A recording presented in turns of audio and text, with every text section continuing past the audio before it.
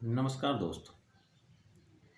हमने पिछले वीडियो में बात की थी भैंस भैंस के नस्लों के बारे में। हमने देखा था सूरती नस्ल, महसाणा और मुर्रा नस्ल के बारे में हमने बात की थी कि जो मुर्रा नस्ल है उसे और किस नाम से जानते हैं। मुर्रा नस्ल को दिल्ली बफेलो के नाम से भी जाना जाता है।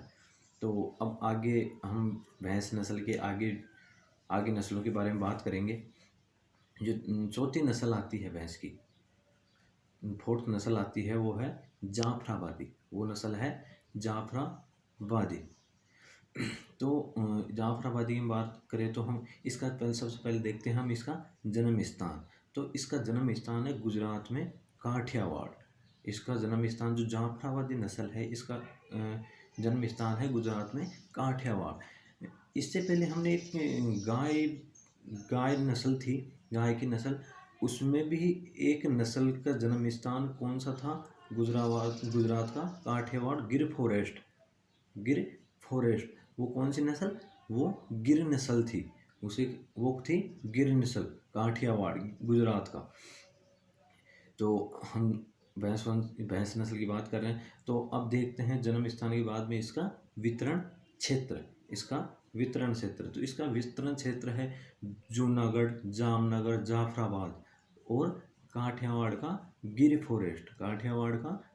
फॉरेस्ट।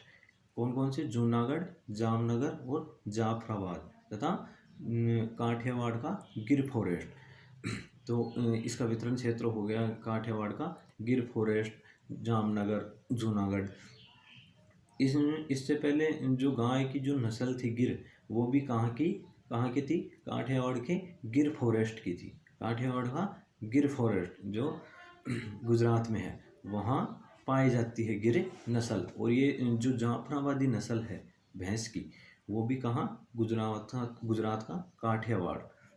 अब इसके बाद में वितरण क्षेत्र के बाद में हम देखेंगे इसका शारीरिक लक्षण। हम शारीरिक लक्षणों की बात करें तो सबसे पहले आता है उसका रंग। तो जो जाफराबादी है उसका रंग होता है कैसा? काला रंग होता है। इसका रंग होता है काला। अब इसके बाद में हम बात करें इसके सींगों की, तो इसके सींग बड़े, मोटे और भारी होते हैं। जो इसके सींग होते हैं मोटे होते हैं और भारी होते हैं, और भैंस की नस्लों से ज़्यादा। और जो भैंस की और नस्ल है मुर्रा, सूरती, महसाणा, भदावरी, नीली रावी, ये जो भी नस्लें हैं उनमें सबसे ज़्यादा भारी सींग किसके हैं? जाफराबादी के, जो गर्दन से नीचे जाकर फिर ऊपर उठते हैं, यानी नीचे लटके हुए होते हैं फिर बाद में ऊपर उठे हुए होते हैं। इसके बाद में हम बात करें इसके सिर की, तो इसका सिर होता है भारी भरकम होता है। थोड़ा सिर, जैसे इसके सींग भारी होते हैं उसके अनुसार इसका सिर भी भारी होता है। माथा चौड़ा होता है तथा उभरा हुआ होता है। जो इसका सिर है वो थोड़ा चौड़ा तथा उभरा हुआ होता है, सींगों की तरफ उभरा हुआ होता है। अब इसकी बात करें इसे गलकंबल कौन सा? ये गलकंबल ये जो इसका गलकंबल होता है वो पूर्ण विकसित होता है क्या? गलकंबल। फिर इसके अयन अडर की बात करें, गादी की बात करें, तो गादी भी पूर्ण रूप से विकसित होती है। इसकी गादी भी पूर्ण रूप से विकसित होती है। अब इसके शरीर की बात करें तो इसका शरीर लंबा होता है तथा भारी होता है। और जो भैंस की नस्ल है उनमें से इसका शरीर थोड़ा लंबा होता है और भारी होता है। इसके बाद में आता है कि इसका दुग्ध उत्पादन कितना है एक ब्यावत काल में।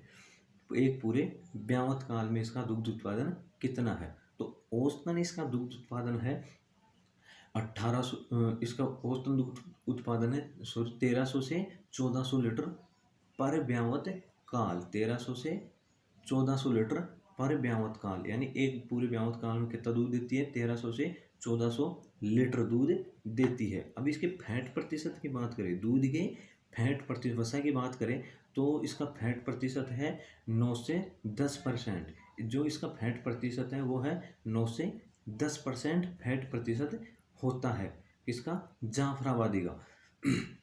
दूध का फैट प्रतिशत जाफराबादी का कितना? 9 से 10% फैट प्रतिशत होता है। तो अब इसके बाद में हम बात करें इससे दुग्ध उत्पादन की।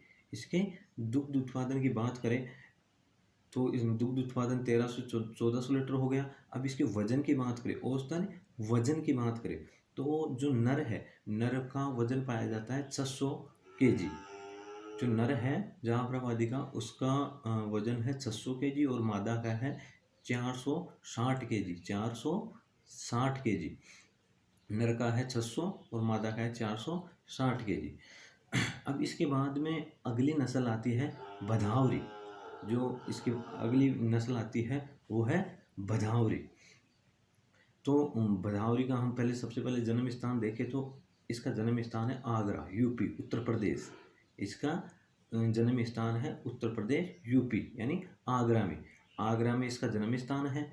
और वितरण क्षेत्र देखें तो वितरण क्षेत्र है जमुना और जो चंबल नदी है उनके किनारों पर।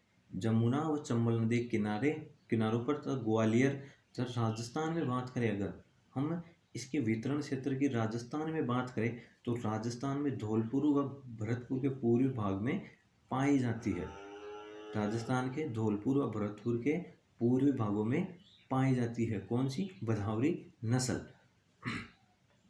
अब इसके शारीरिक लक्षण की बात करें हम, शारीरिक लक्षण की बात करें तो सबसे पहले आता है रंग। तो इसका रंग होता है भूरा तथा जो तांबा पाया जाता है सिल्वर, तांबे के जैसा होता है। किसके तरह? भूरा होता है और तांबे जैसा इसका रंग पाया जाता है। इसके शरीर की बात करें, इसके पूरी बॉडी की बात करें तो इसका शरीर मध्यम आकार का होता है, ज़्यादा भारी भरकम नहीं होती। भदावरी नस्ल ज़्यादा भारी भरकम नहीं होती तथा लंबा होता है। इसका शरीर लंबा होता है लेकिन मध्यम आकार का होता है, यानी ज़्यादा भारी भरकम नहीं होती लेकिन लंबी होती है।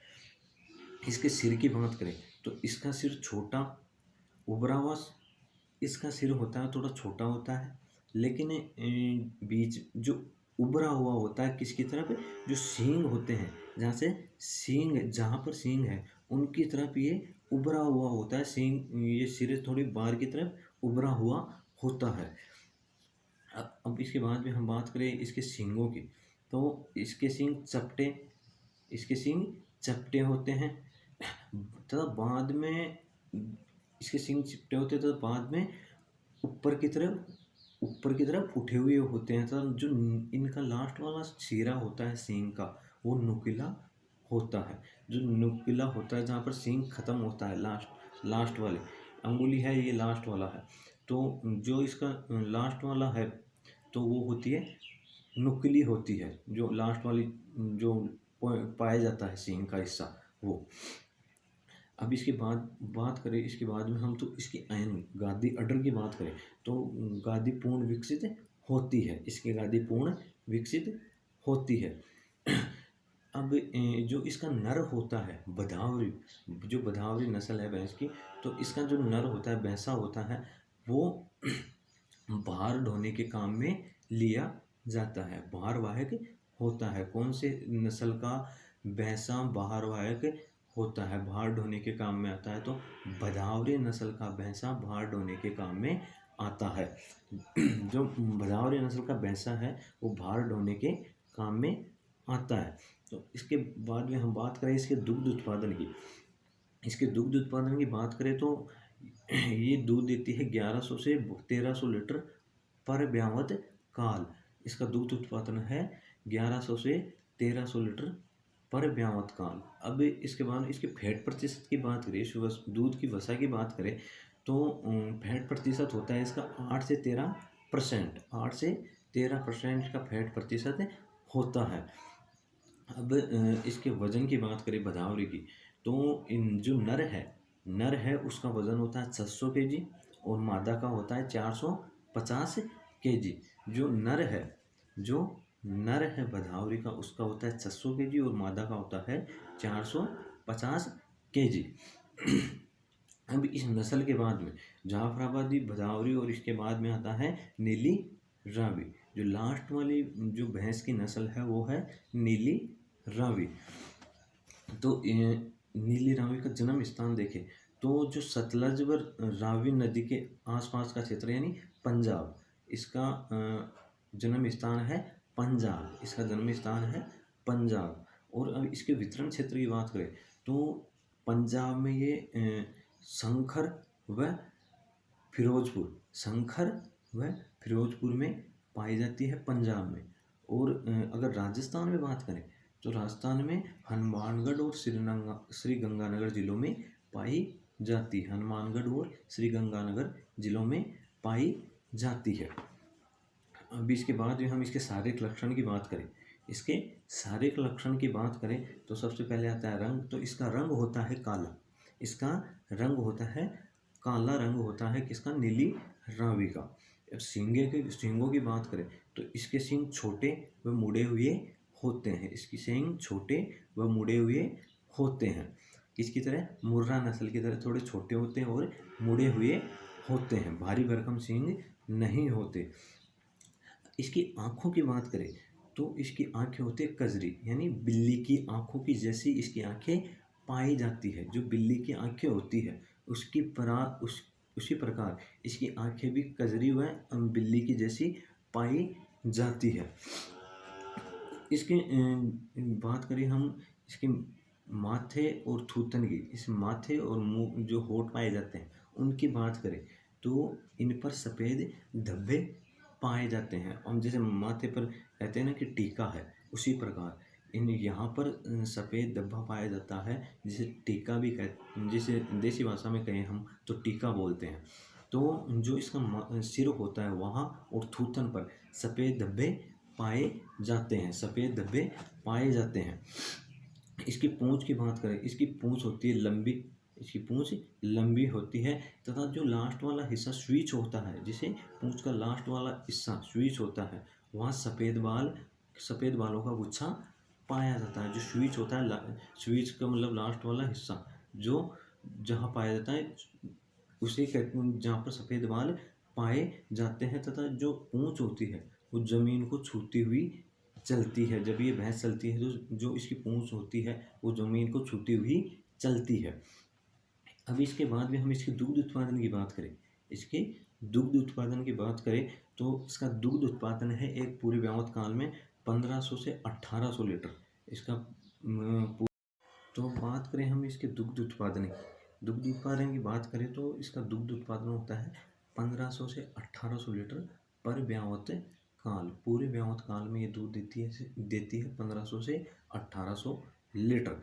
इस दूध की फैट प्रतिशत की हम बात करें तो इसका फैट प्रतिशत है 4%।